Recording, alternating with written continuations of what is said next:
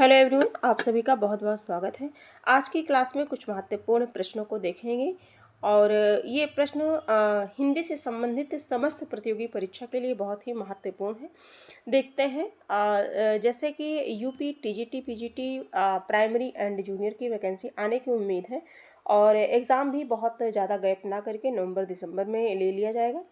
तो इसी उम्मीद के साथ हम सभी आशा की एक नई किरण लेकर के मन में ऊर्जा और उत्साह के साथ हम सभी जो है डीपली धीरे धीरे जो है शुरुआत करते हैं और अच्छे से गहन अध्ययन करते हैं, जिससे इस बार जो वैकेंसी आने वाली है अधिक सीटों के साथ आने वाली है, तो इस वैकेंसी में जो है सिलेक्शन हो जाए। ठीक है, तो इसी उम्मीद के साथ हम सभी देखेंगे प्रश्न संख्या 1, हिंदी साहित्य के आदिकाल की समय सीमा क्या मानी जाती है। 4 ऑप्शन है हम सभी के समक्ष और इनमें से हमें बताना है कि इसका आंसर क्या होगा। 900 से 1400 ईस्वी, 1050 से 1375, 1400 से 1700, 1700 से 1900 ईस्वी।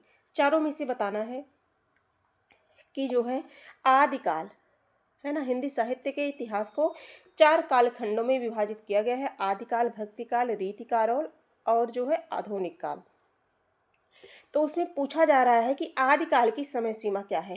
तो ये 1050 से 1375। ठीक है, तो इसका जो करेक्ट आंसर हो जाएगा वो हो जाएगा बी। आगे बढ़ते हैं हम सभी। हिंदी साहित्य के आदिकाल को वीर गाथा काल किसने कहा। हिंदी साहित्य के आदिकाल को वीर गाथा काल किसने कहा। हिंदी साहित्य के आदिकाल को वीर गाथा काल किसने कहा, ये प्रश्न है हमारा।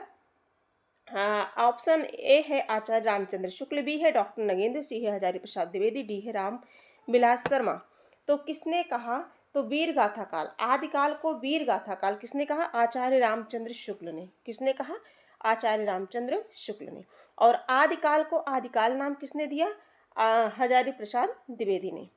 ठीक है, और आदिकाल को आदिकाल वीर गाथा काल नाम दिया, ये फेमस है, लेकिन आदिकाल की भी चर्चा इन्होंने अपनी पुस्तक में की है। ठीक है, लेकिन वीर गाथा काल जो है ज़्यादा जोर दिया इन्होंने आचार्य रामचंद्र शुक्ल ने। आगे हम सभी देखेंगे जो है पृथ्वीराज रासो के रचयिता कौन है। 4 ऑप्शन के साथ तीसरा प्रश्न है, पृथ्वीराज रासो के रचयिता कौन है। जगनिक, चंद्रवरदाई, विद्यापति, डी नरपति नाल। तो पृथ्वीराज रासो जो है इसके रचनाकार कौन है, चंद्रवरदाई है। ठीक है, करेक्ट आंसर हमारा बी हो जाएगा। अगले प्रश्न पर हम चलेंगे। प्रश्न संख्या 4 है, बीसल देव रासो के रचयिता हैं। ये जितने भी प्रश्न हैं ये आदिकाल से संबंधित है और मोस्ट इंपॉर्टेंट प्रश्न है, किसी न किसी प्रतियोगी परीक्षा में आए हुए प्रश्न है, तो इन प्रश्नों को हम इग्नोर नहीं कर सकते हैं। बीसल देव रासो के रचयिता हैं जगनिक, बी है ऑप्शन नरपतिनाल, सी है चंद्रवरदाई और डी है अमीर खुसरो। बीसल देव के रचनाकार कौन है, नरपतिनाल, यानी कि बी वाला ऑप्शन हमारा करेक्ट हो जाएगा। अगले प्रश्न पर चलते हैं। प्रश्न संख्या 5 देखते हैं, आल्हा खंड के रचयिता कौन माने जाते हैं। आल्हा खंड के रचयिता कौन माने जाते हैं। ऑप्शन ए है जगनिक, बी है चंद्रवरदाई, सी है विद्यापति, डी है सराफा। तो आल्हा खंड के रचयिता कौन है, जगनिक है। आल्हा खंड के रचनाकार कौन है, जगनिक माने जाते हैं। ऑप्शन ए सही हो जाएगा। प्रश्न 6 है, आदिकाल की प्रमुख प्रवृत्ति क्या थी। भक्ति, वीरगाथा, श्रृंगार, रहस्यवाद। तो क्वेश्चन ऑप्शन के अकॉर्डिंग हमें बताना है आदिकाल की प्रमुख प्रवृत्ति क्या थी। तो वीरगाथा। ठीक है, ये जो है वीरगाथा यानी कि वीरतापूर्ण रचना हुई थी, तो इसका करेक्ट आंसर हमारा बी हो जाएगा। अगले प्रश्न पर चलते हैं, आदिकाल की प्रमुख भाषा कौन सी थी। आदिकाल की प्रमुख भाषा कौन सी थी। हमारा जो अगला प्रश्न था, आदिकाल की प्रमुख प्रवृत्ति क्या थी, है ना, तो वीर गाथात्मक थी। और 7 नंबर का प्रश्न है, आदिकाल की प्रमुख भाषा कौन सी थी। तो चारों में से जानते हैं कि अपभ्रंश एवं प्रारंभिक हिंदी। ठीक है, तो सी वाला ऑप्शन इसका करेक्ट हो जाएगा। आगे हम सभी देखेंगे,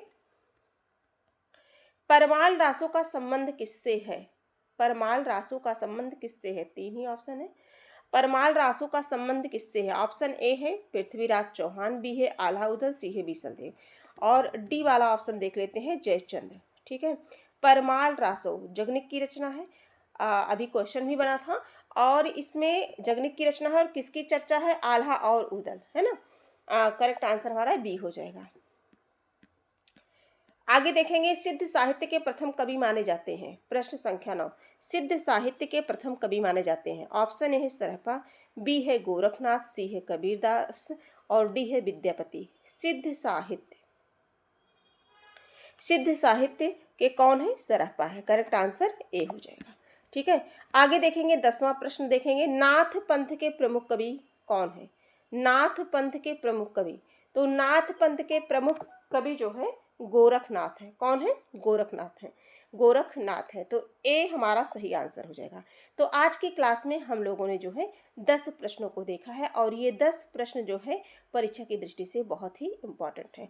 तो देखिए, कुछ कहा नहीं जा सकता है। यूपी टीजीटी जो क्वेश्चन पेपर हुआ था अभी हाल ही में हुआ था, तो जो है उसमें ऐसे ऐसे क्वेश्चन आ गए थे, तो कभी किसी भी क्वेश्चन को हल्के में नहीं लेना चाहिए कि ये बहुत इजी है। ठीक है, सभी क्वेश्चन अपने आप में बहुत ही इम्पॉर्टेंट होते हैं और समान अंक होता है सभी का।